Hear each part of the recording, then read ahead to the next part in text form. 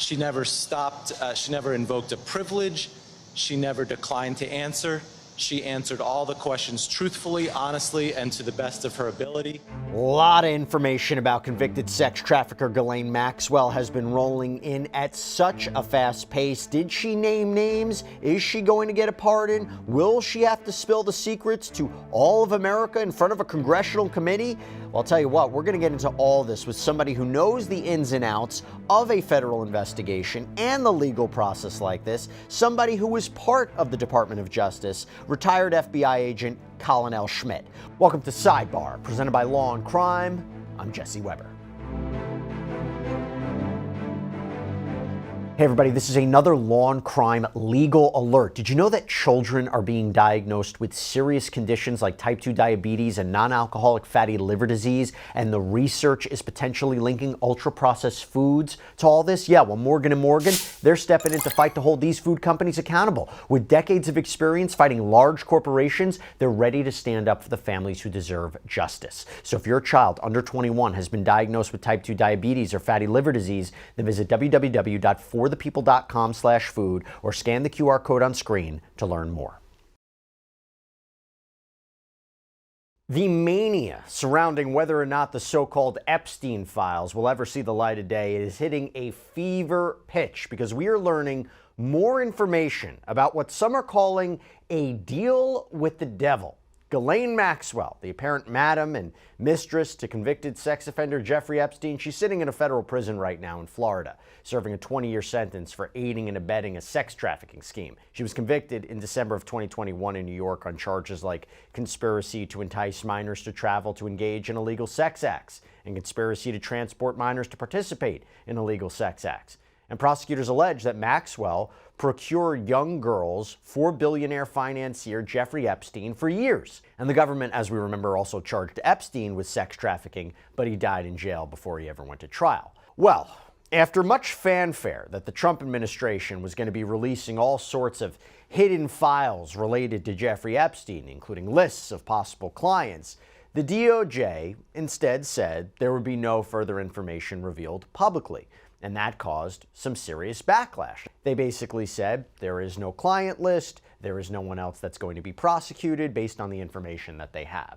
And that caused some serious backlash, especially when it was revealed that Attorney General Pam Bondi had reportedly informed President Donald Trump earlier this year that his name might appear in these documents. However, we don't know why. We don't know in what capacity the president might be mentioned. Trump himself has refuted claims that he appears in the files or that he was briefed about it. And remember, just because there is an apparent association with Epstein doesn't mean anyone was complicit in, involved with, or had any knowledge of anything. We talk about that all the time with the Epstein contact list. And by the way, on Monday, when reporters questioned President Trump about his name reportedly being in the files, he called it a hoax. He went on to say that he threw Epstein out of Mar-a-Lago and didn't speak to him for several years because Epstein apparently poached some of his staff from the resort.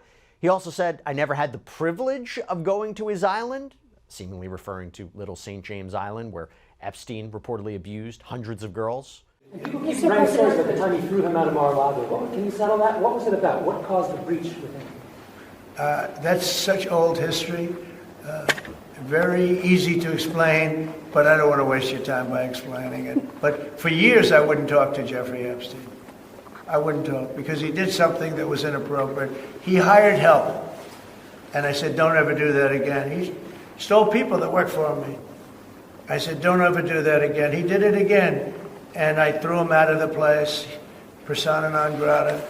I threw him out, and that was it. I'm glad I did, if you want to know the truth. Mr. President, and by the way, I never went to the island, and Bill Clinton went there supposedly 28 times. I never went to the island, but Larry Summers, I hear, went there. He was the head of Harvard. And many other people that are very big people. Nobody ever talks about them. I never had the privilege of going to his island. And I did turn it down, but a lot of people in Palm Beach were invited to his island. In one of my very good moments, I turned it down. I didn't want to go to his island. And by the way, what's interesting about him saying that he threw Epstein out because of poaching staff, as opposed to, let's say, because of his involvement, Epstein's involvement with abusing underage girls. That's important, because if he had said something like that, that would have gone to knowledge. The argument could be that Trump knew what Epstein was up to. That is not what he said. He basically said his relationship with Epstein was fractured because of him poaching staff. So a completely different issue. That's an important point I just wanted to make note of. Also, by the way, many have asked the question, if there's allegedly no client list, then who did Ghislaine Maxwell traffic all of these girls to? We actually did a sidebar recently with the excellent Rich Schoenstein, digs deeper into what exactly Maxwell was charged with, what she was convicted of, and why her conviction would likely stand. You can go check that out on Law&Crime's YouTube channel right now. But right now also, Maxwell is in the process of appealing her conviction to the Supreme Court on different grounds. We actually did another sidebar on that one too. It centers around her argument that she is covered by Epstein's non-prosecution agreement that he signed years earlier. Again, you can go check that one out too if you're interested on Law&Crime's YouTube channel. But when the fervor surrounding these latest developments really picked up, she indicated, Ghislaine Maxwell apparently indicated her willingness to help the government out, okay? Thursday, July 24th, it was reported that Department of Justice officials showed up to the federal courthouse in Tallahassee to speak with her and her legal team. Deputy Attorney General Todd Blanche brokered this meeting, saying afterward that the DOJ, quote, will share additional information about what we learned at the appropriate time. Now, Maxwell's attorney, David Oscar Marcus, a friend of Blanche's, he spoke with reporters outside. We had a very productive day today with the Deputy Attorney General Todd Blanche and Ghislaine Maxwell. First, we want to thank the Deputy Attorney General for being so professional with all of us and for meeting with us. He took a full day and asked a lot of questions, and Ms. Maxwell answered every single question. She never stopped, she never invoked a privilege, she never declined to answer. She answered all the questions truthfully, honestly, and to the best of her ability. And that's all the comment we're going to have today about the meeting. Then on Friday, Marcus told reporters, I think Ghislaine did a wonderful job. She literally answered every question. She didn't say, I'm not going to talk about this person. She was asked maybe about 100 different people. She answered questions about everybody, and she didn't hold anything back. And as of Friday, it appeared she was still weighing whether she'll speak with the House Oversight Committee. Earlier in the week, the Congressional Committee subpoenaed her to testify on August 11th due to the, quote, immense public interest and scrutiny. But her lawyer, Marcus, told reporters, Congress has asked her to testify. We have to make a decision about whether she will do that or not. We haven't gotten back to them on whether we'll do that. Okay, so I want to get into these big developments. I want to talk about it. And I want to bring on somebody who knows the inner workings of the Department of Justice. Colin L. Schmitt, former FBI agent, current president and CEO of Chronos Investigations. Colin, thank you so much for taking the time to come back here on Sidebar. Appreciate it. Thank you for having me on. I appreciate it. It has been years since Jeffrey Epstein died in jail, years since Ghislaine Maxwell was convicted and sentenced to 20 years in prison. First of all, are you surprised at the amount of interest that still surrounds this case, or is this something where you say there's so many unanswered questions, I'm not surprised? Well, I'm not surprised because Donald Trump ran on transparency, and this was a big part of his re-election campaign. And then, but to be fair, he always kind of avoided it, right? He always kind of avoided the Epstein question. It was the people around him, and it was the supporters who really felt that, in the interest of transparency, he was going to be the one to reveal everything. Exactly. Yeah, the hardcore MAGA supporters. This is the proverbial meat for the lion of the MAGA. They want this transparency, and they want to know what really went on, because reportedly Epstein involved a lot of very powerful people in his web of prostitution. I want to talk about these new details that have come out. So first, the entire proceeding is really unusual. It's pretty rare for the Deputy Attorney General to interview a witness, and the prosecutors who took her to trial, arguably the people who would know the most about her case, apparently weren't involved in the meeting. Now, Colin, again, as somebody who's worked within the bureaucracy of the DOJ, what's your reaction to that? Well, generally the process is that after trial, the defendant will try to broker a deal to get a lower sentence between the guilty verdict and the sentencing. So generally speaking, this usually happens right after the trial or right after the trial is completed. Secondly, usually it's the prosecutor that was involved in the case and the FBI agents or whatever federal agency that were involved, and they'll have a sit down with the defendant and their attorney. But in this case, the lead prosecutor was Comey's daughter, who just recently got fired. So that's not going to happen. And then for the deputy attorney general to get involved is exceedingly unusual because generally he doesn't really have the details or understands the ins and outs of this case. But on the flip side, it appears that he wasn't looking to ask detailed questions about Jeffrey Epstein. He was wanting to hear her side of the story because she's never had an opportunity to tell her story on exactly what happened. In a minute, I'm going to get to what she possibly said or what they possibly want from her. There's a good theory out there about that. But before, you have to imagine, didn't they try to get information from her, or do you think she potentially offered information before she even went to trial? The big talk was, oh, she's never going to go to trial, or she'll get a reduced sentence because she's going to name names. She's going to name the higher people and the big fish, and that's why she won't, either go to be prosecuted on the charges that she was facing, or she would get some sort of sweetheart deal to testify against others. I have to imagine this isn't the first time she provided information or potentially provided information to the government. I could be 100% wrong, but would I be wrong about that? Well, going to trial shows that she didn't offer an opportunity to cooperate. And if she cooperated, she wouldn't have gone to trial, and she would have been set up to prosecute or to be a witness against other persons. Secondly, she may have made, or attorneys made, many attempts to cooperate, and they were denied or ignored by the Department of Justice, because ultimately it's the Department of Justice that decides whether they want to talk to her or not. So obviously now they want to talk to her, and they're very interested, and I anticipate they're going to be going back several times with follow-up questions now that the proverbial dam has been broken and she opened up the door. And from the media reports, apparently her lawyer said she gave information on 100 different people. So who are these people? What is the information? And now it's time to start getting into the details. And frankly, if these people were involved in prostitution or harming children, they need to be brought to justice. Does that mean the FBI right now has a unit of agents who are investigating these 100 people? Well, yeah, I wouldn't say a unit. I'd say they have case agents that are following up on these 100 people to corroborate what she said. Because the biggest thing is she's going to try to get credit for what she's saying to potentially get a reduced sentence. So the only way she can get credit is if she has been proven to be telling the truth. And the only way you can do that is the statements she's saying, you have to corroborate that. You have to find other pieces of evidence independent of what she has said to show that she has credibility. Interesting you say that, credibility. Why do I say that? Because first of all, we don't know if anything Maxwell had to say could lead to a pardon. We do know that Maxwell was given conditional immunity while she did her interviews with the DOJ. And for anybody who doesn't know, when we talk about that kind of protection, conditional immunity, what exactly are we talking about, Colin? Well, it's called limited immunity. And Southern California, or the Central District of California, they call it a Queen for a Day letter. Basically, it's a letter that they sign saying anything they say will not be used against them unless they lie. So they can basically lay out and everybody and anybody, as long as they don't tell lies or intentionally tell a lie. If they tell one lie, then the entire immunity agreement gets thrown out the door. So this is very common, and it's also the term proffer session or proffer agreement.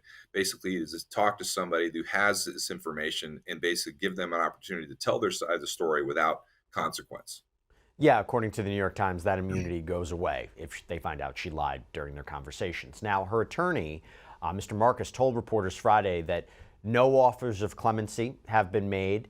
And when media members questioned President Donald Trump, he said he hadn't thought about pardoning her, but that he was allowed to do it either way. Okay, Colin. Dan Abrams. Have you heard of him before, Dan Abrams? So Dan Abrams, he said on his SiriusXM show, I was listening to it, that it seems the only thing that the government, really Todd Blanche, wants is for Maxwell to say that President Trump did nothing wrong, right? He wasn't a part of anything. And that's really what they're getting after. I thought that was an interesting take. Do you agree? And if so, if they can get that, if they can get a statement from her that's corroborated, that says the president did absolutely nothing wrong and no knowledge of what was going on, is that enough to get a pardon? I don't think he's ever going to pardon her. I mean, the best she can hope for is maybe a commutation where basically she's going to get time served and she's going to hold that felony for the rest of her life. Number one. Number two, I don't think she's going to have any information that's going to show Trump did or didn't do anything. Because frankly, in my opinion is that if he had done something that was untoward or bad, it would have already come out by now. Jim Comey's daughter was the lead prosecutor on this case, and she has certainly had no reason not to push out information that would have been derogatory towards President Trump. I think bottom line is Mr. Blanche went down there to quell the growing discontent amongst the MAGA crew to find out exactly what's going on. And this isn't going away. This is only going to get worse because the bottom line is there's enough information out there that shows powerful people were on that island and that on that island bad things were happening, that the American people want to know what went on and they want justice for all those victims. I want to talk about comments from House Speaker Mike Johnson. So on Sunday, he said that 20 years actually wasn't long enough for Ghislaine Maxwell, a convicted sex trafficker. He told NBC's Meet the Press, I think 20 years was a pittance. I think she should have a life sentence at least. I mean, think of all these unspeakable crimes. It's hard to put into words how evil this was. She orchestrated it and was a big part of it, at least under the criminal sanction. I think this is an unforgivable thing. Now, Colin, we can't forget that the federal government proved to a jury that Maxwell was a perpetrator in all this. There's no doubt that she had involvement in really heinous crimes, but now she may get this lifeline for people who are allegedly involved in this or involved in a conspiracy, and we don't know if that's true or not.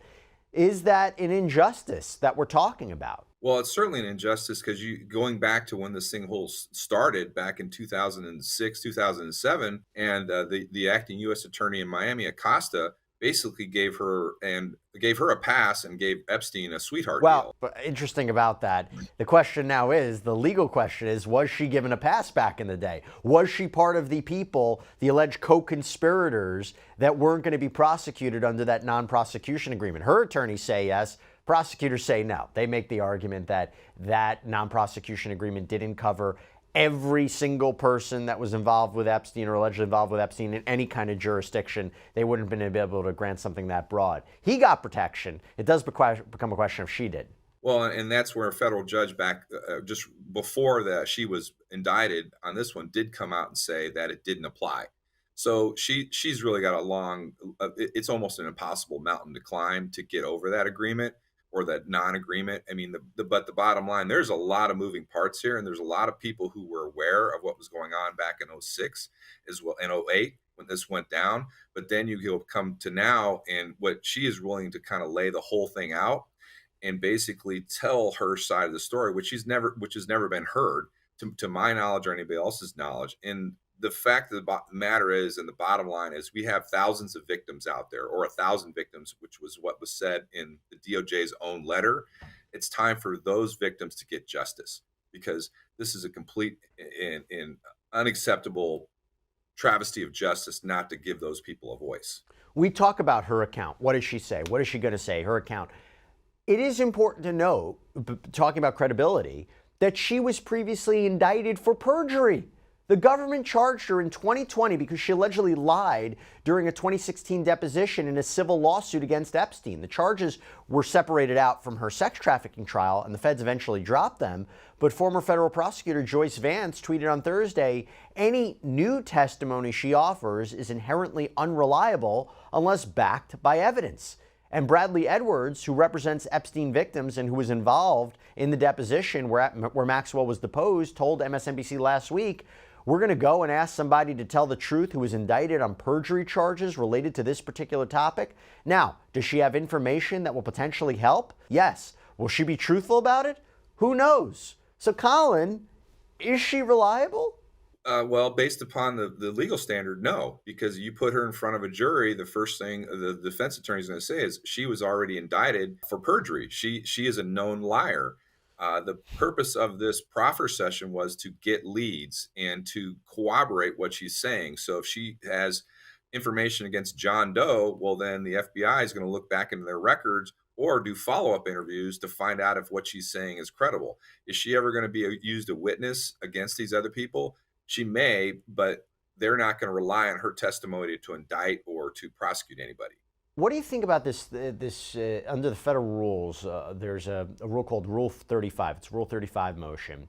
And I wonder if she could be trying for this. It's a motion that lets prosecutors request that a court reduce a person's sentence because of something they did post-sentencing, like helping the government convict someone else of a crime. And she would need to provide, quote, substantial assistance in investigating or prosecuting another person. And usually you have 1 year from sentencing for this to happen, but it can go past 1 year if there was information that was not known to the defendant until later on, or the information a defendant has wouldn't be useful to the government until later on. What are your thoughts on that? I think that's her best chance to reduce her sentence, is to give credible information. And she can always make the argument is, well, I was ready to talk and they didn't come and talk to me. So I think she's going to really try to lean that way. She's not going to get a pardon from President Trump. She's not going to get the Supreme Court to overturn that immunity deal that was made, 15 years ago. This is her best chance. But the bottom line is she has to tell the truth, and she has to have a team of FBI agents that are going to go out there and corroborate everything she's saying and actually follow up on it and maybe prosecute some people.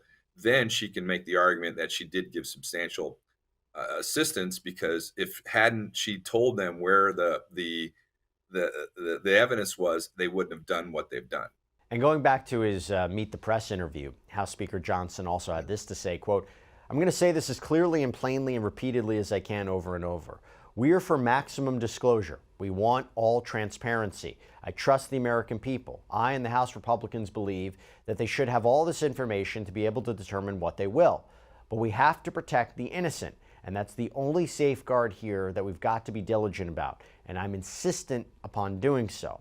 Now, Colin, that is really key here, because if there are documents that haven't been released or materials that haven't been released publicly that could be, there needs to be careful steps taken to make sure that victim information isn't put on display. And the Trump administration has previously been criticized for publishing documents related to the JFK assassination with really sensitive identifying information left unredacted. So the question becomes, how would agencies like the FBI, like the DOJ, how would they go about making sure that that happens? Well, I think it really comes down to, most likely these victims are now adults, and just go to them and ask their permission. There's been several documentaries on Netflix, for example, where the victims came out and they're giving statements about everything what went down and how it happened. And frankly, some of these victims want their name to be out there so they can become part of the civil lawsuits against the Epstein estate, so they can get paid for what he did to them. So I think to say we're going to protect the victims, yes, that's an absolute priority, but a way around that, so to speak, is just go directly to the victims and say, can we release your name, and would you be willing to go on the record? And videos? I mean, this goes back to a concern that I had during the Diddy case. It's like the videos might be critical pieces of evidence to establish that sexual abuse occurred, but at the same time, putting them out in the public, even if you have an alleged victim who consents to it being released, I'm very concerned about how that video will be obtained, manipulated, used, seen. I'd be concerned about video or video evidence or pictures of some sort. Yeah, that I absolutely agree with. You can't release the videos, because even if you redacted or limited the video, then you're going to get into the same situation you had with the video of him being in the prison cell, where something wasn't released, or it was modified, or there wasn't enough. If you can't give a little bit or try to blur out people's faces, because frankly, the American public's not going to, it's either all or nothing, unfortunately, with video. So they cannot release the video of these unspeakable acts. And that brings me to a new piece of legislation. And this was introduced in the House of Representatives that would basically require Attorney General Pam Bondi to release anything and everything related to the Epstein investigation. It's called H.R. 4405, or the Epstein Files Transparency Act.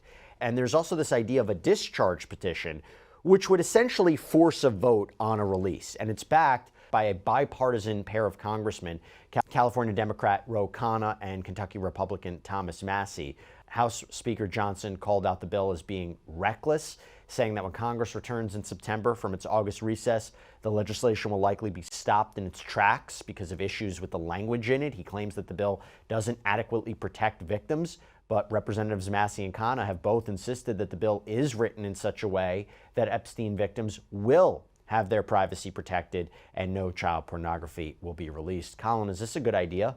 Well, I mean, I'm all for transparency, especially with the government. And I think the intent of Massie and Ro Khanna isn't necessarily to get the information out. They want to get everybody on the record to vote a yay or nay for this, to show the American people who's for it, who's not. I haven't read the language that's in the bill, but I believe eventually there'll be some sort of bill put on the floor to force everybody to decide whether they're for this or against this. Okay, final question about this. They came out with this statement and they said there's no client list, right? Okay. They said there's really no one else to prosecute based on the information that they have. If that should change in the next month, 6 months, year, how do they reconcile that? They reconcile it all the time. Basically, it came out with a letter that was, I think we talked about it on this show, that was contradictory. They said he had 1,000 victims, but they said there's nobody to prosecute. Now they can say, well, she gave us new information and now we have some people to go after.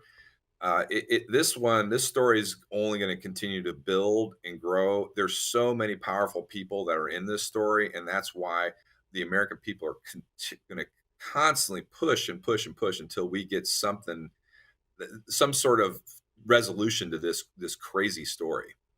I don't know. Hard to make sense of any of this, but we'll see. We'll keep a careful eye on it. Colin Schmitt, thank you so much for taking the time. Appreciate it. Thank you. I appreciate it. And that's all we have for you right now here on Sidebar. Everybody, thank you so much for joining us. And as always, please subscribe on YouTube, Apple Podcasts, Spotify, wherever you get your podcasts. I'm Jesse Weber. I'll speak to you next time.